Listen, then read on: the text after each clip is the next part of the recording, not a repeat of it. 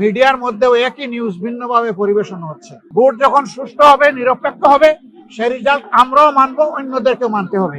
আল্লাহ তাআলা এই ভোটের মাধ্যমে বাংলাদেশে একটা নতুন অধ্যায়ের সূচনা করে দিন, সেটা দোয়া করি।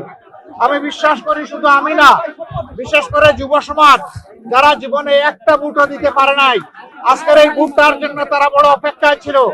এই ভোটটা শান্তিপূর্ণ হোক, সুষ্ঠু হোক, সন্ত্রাস মুক্ত হোক, দখল মুক্ত হোক এবং সবার কাছে গ্রহণযোগ্য হোক, এটা আমরা দোয়া করি। এই ভোটের মাধ্যমে আগামীতে এমন সরকার গঠিত হোক, যেই সরকার কোনো ব্যক্তি, পরিবার, দলের হবে না, বরঞ্চ যে সরকার হবে 18 কোটি মানুষের, জনগণের সরকার। আমরা সেই সরকার গঠনের ব্যাপারে আশাবাদী। আপনারা আমাদের জন্য দোয়া করবেন। আজকে এই ভোট দিয়ে আমরা এখান থেকে শুরু করলাম, পরবর্তী পর্যায়ে অন্যান্য কেন্দ্রেও যাব, একটু দেখবো। আমি আপনাদের সকলের সহযোগিতা চাই। দেশ আমাদের সকলের, এই দেশটা গড়তে হবে সকলে মিলে, হাতে হাত মিলিয়ে। মিডিয়া একটা গুরুত্বপূর্ণ ভূমিকা থাকে, এটা জানেন যে মিডিয়া সমাজের চতুর্থ স্তম্ভ। এই চতুর্থ স্তম্ভকে আমরা দেশ গড়ার কাজে আমাদের পাশে চাই। আপনারা আশা করি আমাদের জন্য দোয়া করবেন।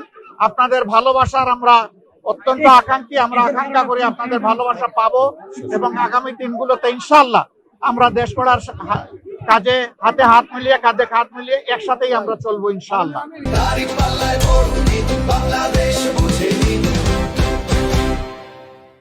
কেবল আসলাম, এক কেন্দ্রে এসে ভোটটা দিলাম, এখন বাকি কেন্দ্রগুলা দেখবো, সারা দেশের খবর নেব। আমরা ছোটখাটো কোনো বিষয় হলে অবশ্যই এগুলাকে ইগনোর করব, কিন্তু বড় কোনো বিষয় হলে আমরা ছাড় দিব না এবং আমাদের যা করা প্রয়োজন তাই করবো। কারণ মানুষের ভোটের অধিকার হারিয়ে যাক, এটা আমরা কোনোভাবেই চাই না। ফলাফল যেটা চাই, হ্যাঁ, আমরা চাই সুষ্ঠু ভোটের মাধ্যমে রেজাল্ট যেটা হবে, সেটা ভোট যখন সুষ্ঠু হবে, নিরপেক্ষ হবে, সেই রেজাল্ট আমরাও মানবো, অন্যদেরকেও মানতে হবে। এটাই গণতন্ত্রের সৌন্দর্য। আমরা এটা চাই, আপনারা দোয়া করবেন।